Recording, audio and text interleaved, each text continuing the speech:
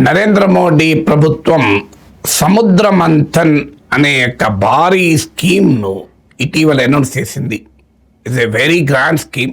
ఎందుకంటే 84,000 crores పైన దీని కొరకు కేంద్ర ప్రభుత్వం ఖర్చు పెట్టబోతోంది. 84,000 కోట్లు. సో ఈ సముద్ర మంథన్ కార్యక్రమం ఏంటి, దీని విశిష్టత ఏంటి అంటే, ఏ దేశానికైనా ఈ ఓషియానిక్ వెల్త్ అంటారు, అంటే సముద్ర జలాలు ఒక పెద్ద ఆర్థిక వనరు. చాలా సందర్భాల్లో మనం ఏమనుకుంటామంటే అది ఒక ట్రేడ్ ఉపయోగపడుతుంది, షిప్స్ కార్గో ప్రయాణం చేస్తాయి, లేదంటే మనం టూరిస్ట్గా వెళ్ళినప్పుడు క్రూజ్ షిప్లలో వెళ్ళొచ్చు అనుకుంటాం. ట్రాన్స్పోర్ట్ కొరకే కాదు, చాలా విలువైనటువంటి సహజ వనరులు ఉంటాయి. ఇప్పుడు మన ఆంధ్రప్రదేశ్ తీరాన ఆఫ్ షోర్ బేసిన్లో, కృష్ణా గోదావరి బేసిన్లో రిలయన్స్ పెద్ద గ్యాస్ నిక్షేపాలు ఉన్నాయి. సో అందువల్ల సముద్ర జల సంపద ఏ దేశానికైనా ఒక పెద్ద ఎకానమీ. అంటే natural resources, trade, ఫిషింగు, ship building, మీకు స్ట్రాటజిక్ ప్రాధాన్యత, వ్యూహాత్మక ప్రాధాన్యత, ఇలా ఓషన్స్ ఒక పెద్ద సోర్స్. మీకు విండ్ ఎనర్జీని భారీగా క్రియేట్ చేయొచ్చు. ఎందుకంటే ఓషన్స్ మీకు సోలార్ ఎనర్జీ ఆ సూర్యుడు ఉన్నప్పుడు మాత్రమే మనకు ఉపయోగపడుతుంది. విండ్ ఎనర్జీని మీకు ట్యాప్ చేస్తే గ్రీన్ ఎకానమీకి ఉపయోగపడుతుంది. సముద్ర జలాల పైన మీకు ఈ విండ్ టర్బైన్స్ని పెట్టి పెద్ద ఎత్తున పవర్ ప్రొడక్షన్ చేయొచ్చు. ఇది గ్రీన్ ఎకానమీ. అలాగే మెరైన్ వెల్త్, ఫిషరీస్ కావచ్చు, ఇతర సంపద, బ్లూ ఎకానమీ అంటారు. అంటే ఓషన్స్ని ట్యాప్ చేయడం వల్ల వచ్చే ఆర్థిక సంపదను బ్లూ ఎకానమీ అంటారు. సో దాంతోపాటు మీకు ఇంటర్నెట్ కేబుల్స్, సబ్సీ కేబుల్స్, మీకు ప్రపంచవ్యాప్తంగా ఇంటర్నెట్ కేబుల్స్ అన్నీ సముద్ర గర్భంలోనే ఉంటాయి. ఇప్పుడు మనకు విశాఖపట్నంలో నిర్మించబోతున్న గూగుల్ ఏ డేటా హబ్కు భారతీ ఎయిర్టెల్ వారు ఈ అండర్ గ్రౌండ్ సబ్సీ కేబుల్స్ వ్యవస్థల్ని ప్రొవైడ్ చేస్తున్నారు. దాని ద్వారా ఇంటర్నెట్ ట్రాఫిక్ ప్రపంచవ్యాప్తంగా వెళ్తూ ఉంటుంది. సో అందువల్ల మీకు గ్యాస్ పైప్ లైన్లు, మీకు రష్యా నుంచి యూరోప్కు నార్త్ స్ట్రీమ్ పైప్ లైన్స్ కూడా ఉన్నాయి.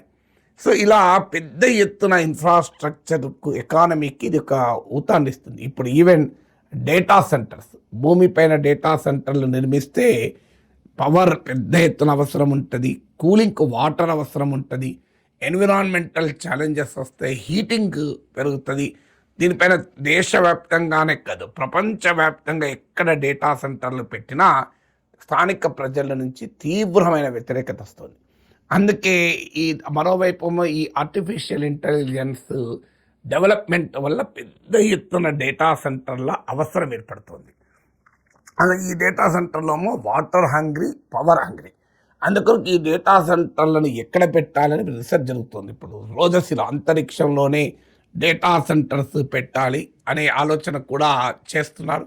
సముద్ర ఉపరితల జలాలపైన డేటా సెంటర్లను నిర్మించాలి అనేటువంటి ప్రయత్నం కూడా చేస్తున్నారు. సో ఇలా ఓషియానిక్ ఎకానమీ అనేది ఒక పెద్ద సబ్జెక్ట్. అన్ఫార్చునేట్లీ భారతదేశం ఇప్పటికీ కూడా మనకున్న ఓషియానిక్ ఎకనామిక్ పొటెన్షియల్ను పూర్తి స్థాయిలో ఉపయోగించుకోలేకపోయాం. భారతదేశానికి సుమారు 7,500 కిలోమీటర్ల తీర ప్రాంతం ఉంది. ఆంధ్రప్రదేశ్కే 974 కిలోమీటర్ల తీర ప్రాంతం ఉంది. సో దీనికి తోడు ఎక్స్క్లూజివ్ ఎకనామిక్ జోన్ ఒక 20 లక్షల స్క్వేర్ కిలోమీటర్ల వరకు ఉంటుంది, 2 million square kilometres. Exclusive economic zone ఏంటంటే ఒక దేశ తీర ప్రాంతం నుంచి, తీరం నుంచి 200 నాటికల్ మైల్స్, అంటే 370 కిలోమీటర్స్ వరకు అది exclusive economic zone of that country. అంటే అర్థం ఏంటి? ఎక్స్క్లూజివ్ ఎకనామిక్ జోన్ అంటే సర్ఫేస్ ఓషన్ వాటర్, సముద్ర ఉపరితల జలాల పైన నావిగేషన్కు ప్రపంచంలో ఎవరికైనా ఉంటుంది. దాన్నే ఫ్రీడమ్ ఆఫ్ నావిగేషన్ అంటారు. అందువల్ల సముద్ర జలాల పైన షిప్స్ ప్రయాణం చేయొచ్చు. కానీ ఏ కంట్రీకి ఉన్న ఎక్స్క్లూజివ్ ఎకనామిక్ జోన్లోనే రిసోర్సెస్, మెరైన్ రిసోర్సెస్, సముద్ర జల వనరుల పైన ఆధిపత్యం ఉంటుంది. ఫిషింగ్ కావచ్చు, లేదా ఎనర్జీ సప్లైస్ కావచ్చు, ఇవన్నీ కూడా ఆ మెరైన్ రిసోర్సెస్ను ఉపయోగించుకునే హక్కు ఆ దేశానికి ఉంటుంది. అలా భారతదేశానికి ఉన్న తీర ప్రాంతం నుంచి 370 కిలోమీటర్స్ లేదా 200 నాటికల్ మైల్స్ సముద్రంలో దూరాన్ని నాటికల్ మైల్స్ కొలుస్తారు.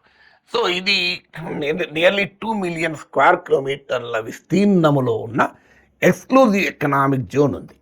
ఎకనామిక్ ఎక్స్పోర్ట్ చెప్పేది ఏంటంటే ఇండియాకున్న ఈ విస్తారమైన ఎక్స్క్లూజివ్ ఎకనామిక్ వాటర్స్, మనకున్న ఓషియానిక్ వెల్త్ను మనము పూర్తి స్థాయిలో ఉపయోగించుకోలేకపోయాము ఇప్పటి వరకు అని. సో దీనికి కారణాలు కూడా ఉన్నాయి. ఎందుకంటే అండర్ సీ ఎక్స్ప్లరేషన్ అనేది చాలా కాస్ట్లీ వ్యవహారం. అది అంటే చాలా రిస్కీ బిజినెస్ కూడా. ఎందుకంటే వందల కోట్లు వేల కోట్లు ఇన్వెస్ట్ చేస్తే రిసోర్సెస్ ఉంటాయో లేదో కూడా తెలియదు. అది ఆయిల్ అండ్ గ్యాసే కాకపోవచ్చు, మీకు సముద్ర గర్భంలో డ్రిల్లింగ్ చేసి నికెల్, కోబాల్ట్, మ్యాంగనీస్, అలాగే రేర్ ఎర్త్స్ కూడా పెద్ద ఎత్తున దొరుకుతాయి. రేర్ ఎర్త్స్ అనేది మోడర్న్ ఎకానమీ కీలకం. ఇప్పుడు మీకు ఎలక్ట్రిక్ వెహికల్స్ బ్యాటరీస్లోను, రిన్యూడ్ ఎనర్జీలోను, ఈవెన్ కంప్యూటింగ్ టెక్నాలజీస్లో కూడా రేర్ ఎర్త్స్ అనేది ఒక పెద్ద ఎకనామిక్ రిసోర్స్. ఏ దేశానికి రేర్ ఎర్త్ పైన గ్రిప్ ఉంటే ఆ దేశం ప్రపంచాన్ని శాసించబోతుంది. ఇవాళకి కూడా చైనా ప్రపంచంలో 80% of rare earth production processing పైన ఆధిపత్యం కలిగింది. అందుకే అమెరికాను కూడా టెన్షన్ పెట్టించగలిగింది చైనా. అమెరికా కూడా దిగిరాక తప్పలేదు. మనకన్నా ముందే చైనా ఈ సముద్ర జల వాటర్ల పొటెన్షియల్ను పెద్ద ఎత్తున ఉపయోగించుకోవటానికి బెల్ట్ అండ్ రోడ్ ఇనిషియేటివ్ను తీసుకొచ్చి రోడ్ రైల్ మాత్రమే కాదు, ఓషియానిక్ నెట్వర్క్ని కూడా బెల్ట్ అండ్ రోడ్ ఇనిషియేటివ్ భాగంగా చేసింది. అందుకే మీకు శ్రీలంకలో కొన్ని పోర్ట్స్ నిర్మాణంలో చైనా ఉంది. మీకు పాకిస్తాన్లోని బెలుచిస్తాన్ ప్రాంతంలో గోదర్ పోర్టుకు చైనా నిర్మిస్తుంది. ఇలా ప్రపంచవ్యాప్తంగా చాలా పోర్టుల నిర్మాణంలో కూడా చైనా కీలక భూమిక పోషిస్తుంది. అందువల్ల ఈ నేపథ్యంలో చూసినప్పుడు ఇప్పుడు భారత ప్రభుత్వం, నరేంద్ర మోడీ ప్రభుత్వము ఈ గ్రాండ్ విషన్ సముద్ర మంథన్ పేరిట 84,000 crores 84,000 కోట్లు కేటాయించింది. ఎందుకంటే నేను ఇంతకుముందే చెప్పినట్టు ప్రైవేట్ సెక్టార్ ఈ రంగంలో ప్రవేశించడానికి అంత సులభం కాదు. ఎందుకంటే ఒక్కసారి రిసోర్సెస్ గుర్తించాక ప్రైవేట్ రంగం వాటి ఎక్స్ప్లాయిటేషన్కు ఉపయోగపడుతుంది. కానీ ఈ టెక్నాలజీస్ చాలా కాస్ట్లీ, దానికి తోడు గ్యారంటీ లేని వ్యవహారం ఎక్స్ప్లోరేషన్. అందుకే ప్రభుత్వము ఇందులో ఎంటర్ అవుతున్నది. అందువల్ల ఇప్పుడు ఈ సముద్ర మంథన్లో భాగంగా ఏం చేస్తారు అంటే, ఒకటి మన సముద్ర జలాలలో deep sea exploration and ultra deep sea exploration, అంటే సముద్ర భూగర్భంలోకి వెళ్ళి ఎక్స్ప్లోరేషన్ చేస్తారు, సహజ వనరులు ఏమైనా ఉన్నాయా అని. దానికి తోడు మీకు ఈ సముద్ర జల వనరులను అభివృద్ధి చేయడమే కాకుండా కామన్ ఆఫ్షోర్ ఇన్ఫ్రాస్ట్రక్చర్ డెవలప్ చేస్తారు. కామన్ ఆఫ్షోర్ ఇన్ఫ్రాస్ట్రక్చర్ డెవలప్ చేయడం వల్ల లాభం ఏంటి అంటే, ఇప్పుడు సముద్రంలో ఒక ప్రైవేట్ కంపెనీ ఎక్స్ప్లోర్ చేస్తుంది అనుకోండి, ఇప్పుడు కృష్ణా గోదావరి బేసిన్ లాగా పెద్ద గ్యాస్ నిక్షేపాలు దొరికితే ఇబ్బంది ఏం లేదు. వాళ్ళ సొంతగా ఇన్ఫ్రాస్ట్రక్చర్ బిల్డ్ చేసుకోవచ్చు. ఆఫ్షోర్ అంటే సముద్ర జలాల్లో కూడా మీకు ప్రొడక్షన్ చేసి దాన్ని మళ్ళీ మెయిన్ ల్యాండ్కు తీసుకురావడం ఇదంతా చేయొచ్చు. కానీ ఒక స్మాల్ నిక్షేపం రిజర్వ్ దొరికింది, దానికి కావలసిన ఇన్ఫ్రాస్ట్రక్చర్ ఏర్పాటు చేయాలంటే అన్వయబుల్ అవుతుంది. ఎందుకంటే అక్కడ ఉన్న రిసోర్స్ వాల్యూ తక్కువ, ఈ ఇన్ఫ్రాస్ట్రక్చర్ కాస్ట్ ఎక్కువ అవుతుంది. అందుకే ఇప్పుడు ఈ సముద్ర మంథంలో భాగంగా కామన్ ఓషియానిక్ ఇన్ఫ్రాస్ట్రక్చర్ క్రియేట్ చేస్తారు. ఆ ఇన్ఫ్రాస్ట్రక్చర్ వల్ల ఏమవుతుందంటే డీప్ సీ మైనింగ్ అంతగా వయబుల్ కాని రిజర్వ్స్ను కూడా ఎక్స్ప్లాయిట్ చేయొచ్చు. ఎందుకంటే అందరూ వాడుకుంటారు కామన్గా. అంటే ఒక కంపెనీ తన కొరకే పెట్టుకున్న ఇన్ఫ్రాస్ట్రక్చర్ ఇంకో కంపెనీ వాడరాదు. ఇది పబ్లిక్ ఇన్ఫ్రాస్ట్రక్చర్ క్రియేట్ అవుతుంది కనుక, ఇప్పుడు నేషనల్ హైవేస్ లాగా మీకు డిజిటల్ పబ్లిక్ ఇన్ఫ్రాస్ట్రక్చర్ లాగా యూపీఐ ట్రాన్సాక్షన్స్, ఇవన్నీ డిజిటల్ పబ్లిక్ ఇన్ఫ్రాస్ట్రక్చర్ అంటారు. సో ఈ ఇన్ఫ్రాస్ట్రక్చర్ని ఎవరైనా వాడచ్చు. ఇప్పుడు నేషనల్ హైవే పైన ఏ కంపెనీ ప్రొడ్యూస్ చేసిన వస్తువులైనా రవాణా చేసుకోవచ్చు. ఎవరు ఉత్పత్తి చేసినా నేషనల్ హైవేస్ పైన రవాణా చేసుకోవచ్చు. అలా ఈ కామన్ ఇన్ఫ్రాస్ట్రక్చర్ను మెరైన్ ఎకానమీకి, బ్లూ ఎకానమీకి అవసరమైనటువంటి కామన్ ఇన్ఫ్రాస్ట్రక్చర్ క్రియేట్ చేస్తారు. దానితో పాటు పెద్ద ఎత్తున ఈ ఇంజినీరింగ్, టెక్నాలజీ, సప్లై చైన్స్ అంటే మెరైన్ ఎకానమీని ఎక్స్‌ప్లాయిట్ చేయడానికి అవసరమైన పరికరాలు, సాంకేతిక పరిజ్ఞానము, రిసర్చ్, సప్లై చైన్స్ చాలా కావాల్సి ఉంటుంది. సో వాటిని తయారు చేయగలిగేటువంటి ఇండస్ట్రీని, man power training, capacity building, research activity ఇవన్నీ కూడా సముద్ర మంథన్ కార్యక్రమం క్రియేట్ చేస్తుంది. అంటే ఒక రకంగా ఎండ్ టు ఎండ్ ఫెసిలిటీస్ను క్రియేట్ చేయడం, ఎక్స్‌ప్లోరేషన్ చేయడం, ఇన్‌ఫ్రాస్ట్రక్చర్ క్రియేట్ చేయడం, సప్లై చైన్స్ అవసరమైన సప్లైస్‌ని ఎన్ష్యూర్ చేయడము, ఇదంతా క్రియేట్ చేసిన తర్వాత ఈ కనుగొనబడ్డ రిసోర్సెస్‌ను ఎక్స్‌ప్లాయిట్ చేయడం. సో అప్పుడు బహుశా ప్రైవేట్ రంగాన్ని ఆహ్వానిస్తారు. ఇక్కడ 2 జాగ్రత్తలు ప్రభుత్వం తీసుకోవాలి.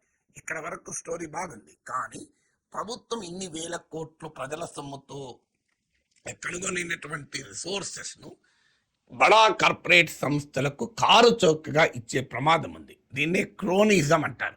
మనకు చాలా అనుభవాలు ఉన్నాయి. ఓఎన్జీసీ కనుగొన్నటువంటి వాటిని ఇప్పుడు ప్రైవేట్ వారికి, వేదాంతాలకు, రిలయన్స్లకు ఇచ్చేస్తుంటారు. ఈవెన్ ఓఎన్జీసీ బ్లాక్లకు వెళ్ళి రిలయన్స్ వాళ్ళు గ్యాస్ కూడా తస్కరించిన ఆరోపణలు కూడా ఉన్నాయి.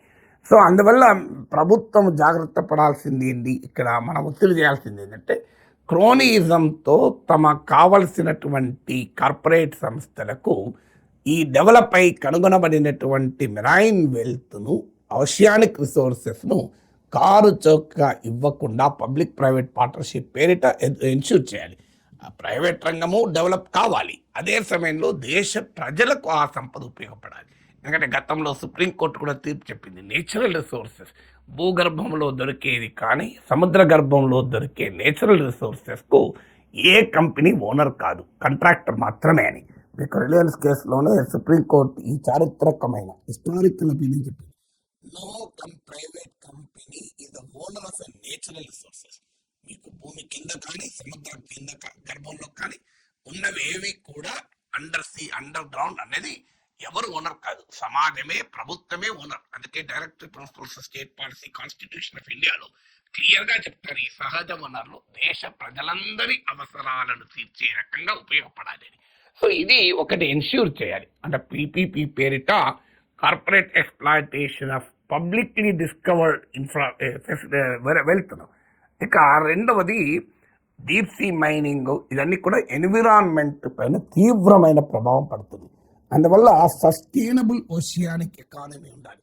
మీకు సముద్రాన్ని ఉపయోగించుకోవడంలో తప్పలేదు, కానీ ఆ పేరిట సముద్ర ఓషియానిక్ ఎకోసిస్టమ్ అంటే ఫ్రెజైల్ ఎకోసిస్టమ్ ఉంటుంది. చాలా సున్నితమైనటువంటి పర్యావరణ జీవావరణ వ్యవస్థ ఉంటుంది. కాస్తంత మార్పులు ఇచ్చినా వాతావరణ మార్పులు తీయాలి. మనం వింటున్న ఎల్‌నినో, లానినా అనేది ఇవి ఎందుకు, ఎక్కడో సుదూర పసిఫిక్ మహాసముద్రంలో సముద్ర ఉపరితల జలాల ఉష్ణోగ్రత అంటే సర్ఫేస్ ఓషన్ వాటర్స్ టెంపరేచర్ పెరిగితే ఇక్కడ ఋతుపవనాల ఆగమనం, మాన్సూన్ల ఆగమనమే ఎఫెక్ట్ అవుతుంది. అంత సెన్సిటివ్గా ఉంటుంది ఓషియానిక్ ఎన్విరాన్మెంట్ ఇకాలజీ. అందువల్ల ఆ ఇకాలజీ డిస్టర్బ్ కాకుండా మనం జాగ్రత్త పడాలి. లేకపోతే అభివృద్ధి జరుగుతుంది, కానీ అభివృద్ధి పేరిట పర్యావరణ వినాశం జరిగితే అది అన్సస్టైనబుల్గా మారిపోతుంది. ఈ 2 జాగ్రత్తలు సముద్రం